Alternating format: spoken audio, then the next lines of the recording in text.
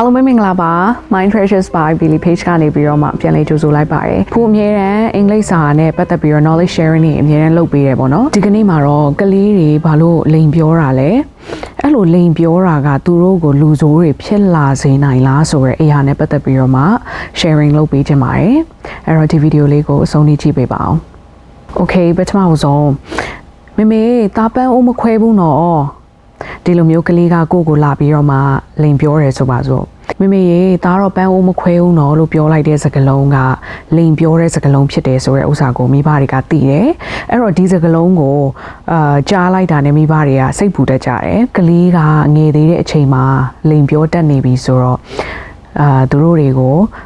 လူဆိုးဖြစ်လာစေနိုင်လားဆိုရယ်မေးခွန်းလေးရှိပါတယ်ဆိုတော့ဒီအကြောင်းအရာကိုသူတို့လိန်ပြောလိုက်တယ်ဆိုတာကကလေးတွေရဲ့စိတ်ထဲမှာကြောက်စိတ်ဆိုတဲ့အရာရှိနေလို့ဖြစ်ပါတယ်အဲ့တော့ဒီလိုမျိုးလိန်ပြောလိုက်ခြင်းကကလေးတွေရဲ့အုံနောက်ထဲမှာကြောက်စိတ်တွေပိုများနေလို့ဒါမှမဟုတ်ရင်တစ်ခုခုလိုအပ်နေလို့ဆိုတာကိုမိဘတွေကသိထားဖို့လိုအပ်ပါတယ်ကလေးတွေလိန်ပြောတဲ့အခါမှာအချက်၃ချက်ရှိပါတယ်ဒီအချက်၃ချက်ကိုဒီကနေ့ပြောပြပေးသွားမယ်နော်ပထမတစ်ချက်ကတော့အပြစ်ပေးခံရမှာကိုကြောက်လို့ fear of punishment ကလေးတော်များများကအရိုက်ခံရမှာကြောက်တယ်အပြစ်ပေးခံရမှာကြောက်တဲ့အတွက်မူသားဆိုတဲ့စကားလုံးကိုဒီနေရာမှာသုံးတက်လာတာဖြစ်တယ်ပေါ့နော်ဒီတော့ကလေးကအရိုက်ခံရမှာကြောက်တယ်အပြစ်ပေးခံရမှာကြောက်တဲ့အတွက်သူတို့ရဲ့စိတ်ထဲမှာရှိတဲ့ရှင်သန်ခြင်းတဲ့စိတ်ပေါ့နော် survival mode ကကဲငါတို့ဒါလေးကိုတော့ဒီလိုလေးပြောလိုက်မယ်လိန်ပြောလိုက်မယ်ငါတို့အရိုက်မခံရအောင်ဒီလိုလေးလုပ်လိုက်မယ်ဆိုတော့လိန်ပြောတက်စေတဲ့အရာမျိုးကိုဖြစ်လာစေရဲ့အဲ့တော့ဒီနေရာမှာတစ်ချက်ဘာကိုသတိထားမလဲဆိုရင်ရိုက်နဲ့ဆုံးမခြင်းကကလေးတွေကိုလိန်မှာပါနဲ့စွာလိန်လေတက်လာစေတဲ့အချက်လည်းဖြစ်လာနိုင်စေဆိုတာကိုဒီနေရာမှာသတိပြုရမယ်ပေါ့နော်ဆိုတော့မိဘတွေအနေနဲ့ကိုသားသမီးကိုရိုက်နဲ့ဆုံးမတတ်တယ်ဆိုလို့ရှိရင်ကိုကဒီနေရာမှာကလေးတွေကိုပို့ပြီးတော့မှသူတို့လိန်တက်အောင်ညာတက်အောင်သင်ပေးသလိုမျိုးဖြစ်တယ်ဆိုတဲ့အချက်ကလေးကိုလည်းဒီနေရာမှာမမေ့ပါနဲ့ဆိုတဲ့အရာလေးကိုပြောပြပေးချင်ပါတယ်ကလေးတွေကအပြစ်ပေးခံရမှာကြောက်တဲ့အတွက်ကြောင့်မလို့လိန်လေတက်လာတယ်ဆိုတဲ့အရာကိုလည်းဒီနေရာမှာတွေးရှိရတယ်အဲ့တော့ပထမတစ်ချက်ကသူတို့တွေလိန်ပြောရခြင်းအကြောင်းရင်းကအပြစ်ပေးခံရမှာကြောက်လို့အရိုက်ခံရမှာကြောက်လို့ဆိုတဲ့အရာကိုလည်းဒီနေရာမှာတွေးရတယ်ပေါ့နော်အဲ့တော့နံပါတ်1နံပါတ်2တစ်ချက်ကတော့မိဘတွေကိုစိတ်ပြတ်အောင်မလုပ်ချင်လို့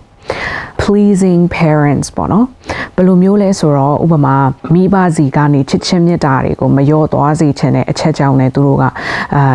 လိန်ပြောတတ်တာမျိုးလေးလုပ်တတ်တယ်ဆိုတဲ့အချက်ကိုလည်းပဲမိဘတွေအနေနဲ့သိထားပါမယ်နံပါတ်3တစ်ချက်ကတော့စိတ်ကူးနဲ့လက်တွေကိုရောထွေးနေခြင်းပေါ့နော်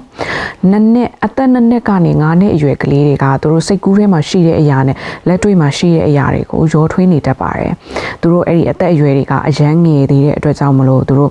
ဒါကတကယ်လားဒါသူတို့စိတ်ကူးထားတာလားစိတ်ကူးရင်နေတာလားဆိုတာတော့မှတခါလေးမခွဲခြားတတ်တဲ့အရွယ်ဖြစ်ပါတယ်ဒီတော့သူတို့မလုပ်တဲ့အရာကိုလုပ်တယ်လို့ပြောတာကတခါတလေကြာရင်သူတို့စိတ်ကူးထဲမှာတွေးထားတဲ့အရာမျိုးကိုပြောတာမျိုးလည်းဖြစ်နိုင်ပါတယ်ဆိုတာကိုမိဘတွေအနေနဲ့မမေ့သင့်ပါဘူးအဲ့တော့ကလေးတွေလိန်ပြောရတာအချက်3ချက်ရှိပါတယ်ပထမတစ်ချက်ကတော့အပြစ်ပေးခံရမှာကိုကြောက်တယ်ဒုတိယတစ်ချက်ကတော့မိဘတွေစိတ်ပြတ်အောင်မလုပ်ချင်လို့တတိယတစ်ချက်ကတော့သူတို့ရဲ့စိတ်ကူးနဲ့လက်တွေကရောထွေးနေတဲ့အတွက်ကြောင့်မလို့စကားလုံးတွေကိုလိန်လေပြောဆိုမိတယ်ဆိုတဲ့အရာတွေဖြစ်တတ်ပါတယ်တဲ့အဲ့လိုမျိုးဖြစ်လာပြီဆိုရင်မိဘတွေအနေနဲ့ဘာလုပ်ပေးလို့ရလဲပထမတစ်ချက်အနေနဲ့မိဘတွေအနေနဲ့ကိုသားသမီးကိုအမှန်တရားအတွက် safe zone လေးတစ်ခုဖန်တီးပေးဖို့လိုပါတယ်ဒီအသက်အရွယ်အပိုင်းခြားကလေးငယ်တွေကဆိုလို့ရှိရင်သူတို့အတွက်လုံခြုံမှုပေးတယ်ဆိုတဲ့အရာမျိုးကိုပို့ပြီးတော့မှနှစ်သက်ကြတယ်အဲ့ဒီအတွက်ကြောင့်မလို့ okay ဒါဘာလို့ဒီလိုဖြစ်သွားတာလဲဒီလိုဖြစ်သွားတဲ့ဥစ္စာကိုမမေကိုအမှန်တိုင်းပြောမမေမရိုက်ဘူးအတူတူအဖြေရှာကြမယ်ဒီလိုမျိုးလေးတွေကလေးကို safe zone လေးတစ်ခုဖန်တီးပေးဖို့လိုတယ်အကယ်လို့သူကအမားကိုဝန်ခံလာတယ်ဆိုရင်လည်းပဲဝန်ခံရတဲ့တတိကိုလည်းပဲ appreciate လုပ်ဖို့လိုပါတယ်။ဒါလေးကတော်လိုက်တာဒါဆိုရင်မမေတို့ဒီဟာလေးကိုဒီလိုမျိုးလုပ်ကြမယ်ဆိုပြီးတော့မှကလေးကိုကချီးကျူးပေးတဲ့အရာမျိုးလေးလည်းလုပ်ပေးမယ်ဆိုရင်ကလေးကနောက်ပိုင်းမှာမလိန်တော့ဘဲနဲ့မိခင်တွေဖခင်တွေအပေါ်မှာအမှန်အတိုင်းပြောပြီးတော့မှဒါဒီလိုလုပ်တယ်ဆိုရင်အမေကတော့ငါ့ကို solution ရှာပေးမယ်။ဒါအဖြေတစ်ခုရလာမယ်ဆိုတဲ့ဟာကိုသူတို့ခေါင်းထဲမှာမှတ်သားပြီးသားဖြစ်သွားပါလိမ့်မယ်။နံပါတ်1တစ်ချက်ကတော့ကလေးတွေကိုတစိမ့်မကပ်ပါ နဲ့ဒစိမ့်မကန့်နဲ့ဆိုတာဘယ်လိုမျိုးလဲဆိုတော့သူတို့တွေတစ်ခါလောက်လိန်ပြောလိုက်တာနဲ့ okay စကားပြောတဲ့ဥစ္စာလိန်တက်တယ်နောက်ဆိုရင်မယုံတော့ဘူးမမေလာမပြောနဲ့အဲ့ဒီဥစ္စာတသားမပြောရဘူးမလိန်ရဘူးလိန်ပြောတဲ့ဥစ္စာကိုဘယ်တော့မှမယုံဘူးအဲ့လိုမျိုးတွေတော့ပြောတယ်ဆိုလို့ရှိရင်နောက်ပိုင်းမှာကလေးကိုပို့ပြီးတော့မှလိန်ဖို့တွန်းအားပေးတယ်လို့ဖြစ်သွားတတ်ပါတယ်မင်းကလူလိန်လေးအဲ့လိုမျိုးတော့မှနှုတ်ဖျားလေးနဲ့ကလေးငယ်တွေကိုတွားပြီးတော့မှခေါင်းစဉ်မတက်မိပါစေနဲ့နံပါတ်3တစ်ချက်ကတော့မိဘကိုယ်တိုင်ကလည်းပုံစံကောင်းပြဖို့လိုပါတယ်ဥပမာရိုးရိုးရှင်းရှင်းလေးဥပမာတစ်ခုပေးရမယ်ဆိုလို့ရှိရင်ဖုန်းလာလို့ရှိရင်မေမရှိဘူးလို့ပြောလိုက်နော်ဒီဥစ္စာကရှိနေရတာနဲ့ကလေးကိုမရှိဘူးလို့လိန်ခိုင်းတဲ့အရာဖြစ်တဲ့အတွက်ကြောင့်မလို့တေးသေးလေးကနေပြီးတော့မှအော်ဒါဆိုရင်ဒီလိုပြောလို့ရပါလားဆိုရဲအသည့်ကလေးရဲ့ခေါင်းထဲမှာဝင်သွားတာဖြစ်တဲ့အတွက်ကြောင့်မလို့မူသားစကလုံးတွေကိုလည်းပဲမိဘတွေအနေနဲ့ရှောင်ကျင်ပြီးတော့မှကလေးတွေငယ်တဲ့အချိန်မှာမာရွင်သောတွင်တင်မှုမဖြစ်ဖို့အတွက်လိုအပ်ပါတယ်အဲ့တော့မိဘတွေအနေနဲ့လည်းပုံစံကောင်းပြဖို့လိုအပ်ပါတယ်